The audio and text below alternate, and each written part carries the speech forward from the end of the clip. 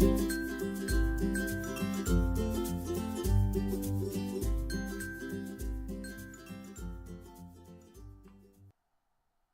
everyone, my name is Leslie Oman from Hungry Heffy Crafts and welcome to another card making video.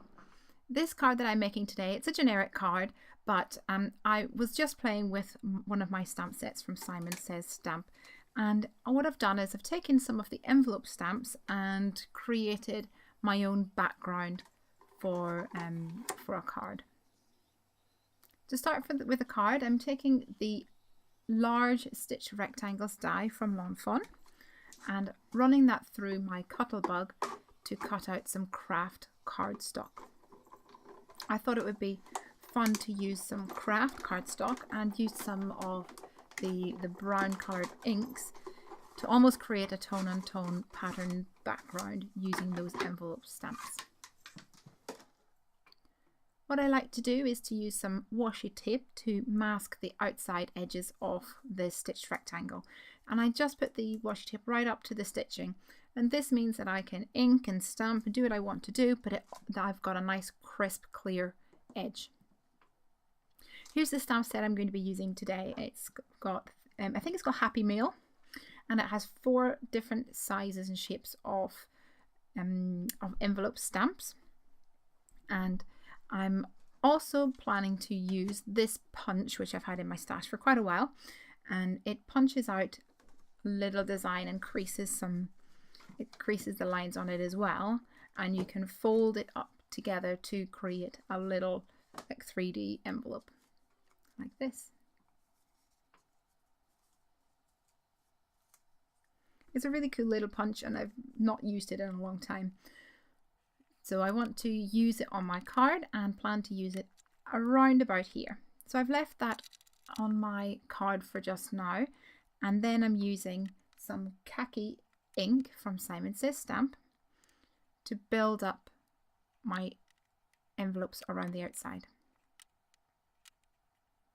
I've sped up the video because there was a lot of stamping going on here. Once I was finished, I've pulled back my washi tape, and I've got a nice clean border around the outside, and then the pattern is in the inside and the inside of those stitched areas.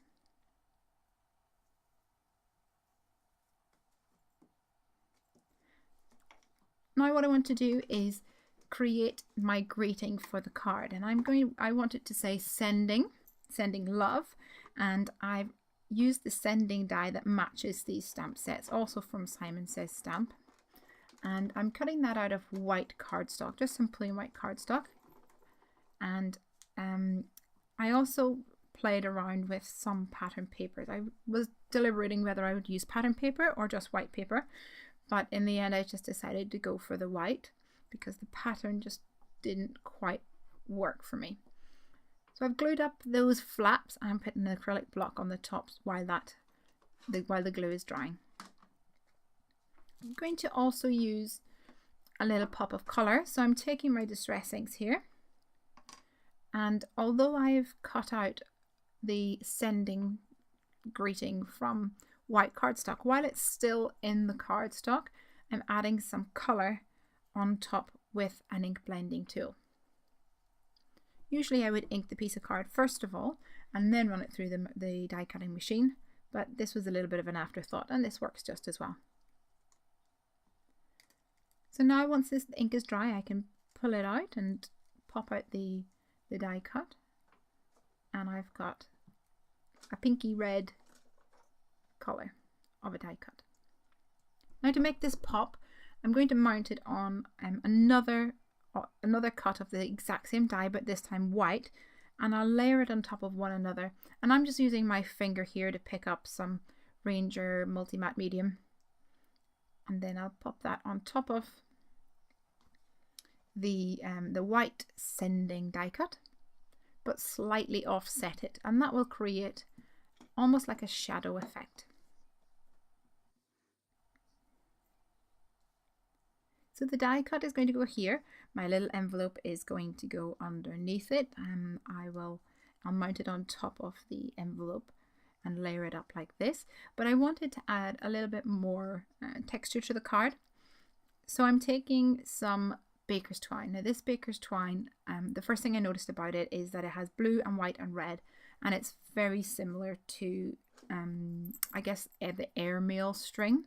So I've taken a length of that, and I'm just going to gather it up underneath where that envelope would be and drop it onto the card, and in a really loose fashion add a few little bits of glue, and then also stick some double-sided sticky tape on the back of my envelope, and that will help hold it in place. Now it's very subtle and you can't really see it an awful lot in the card, but in real life you can see it peeking out, and it adds a nice texture to the card. To add the sending die cut, I've put some more of that multi-matte medium on the back, and the acrylic block on top will make sure that that dries in place. My original idea was that there would be a flurry of hearts coming out of the envelope. So what I've done is I've used these heart dies to cut out some hearts in some white cardstock, and then I'm also bringing some of that red colour to another piece of scratch cardstock, inking it up, and then we'll run that through my Cuttlebug as well. And that means I'll have a collection of white hearts and also a collection of red hearts as well that ties in perfectly with the colour on the sending.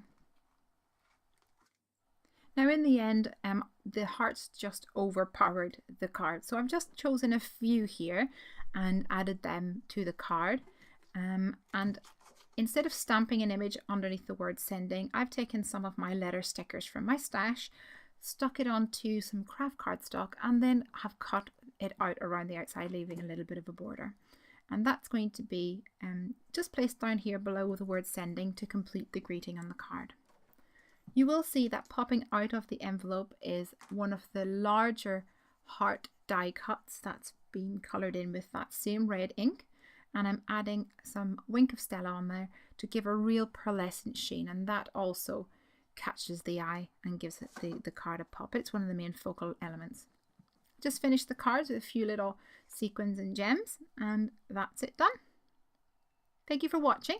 Hop on over to Hungry Heffy Crafts for more cards from me and more crafty things, and give me a thumbs up if you like it. Have a great day.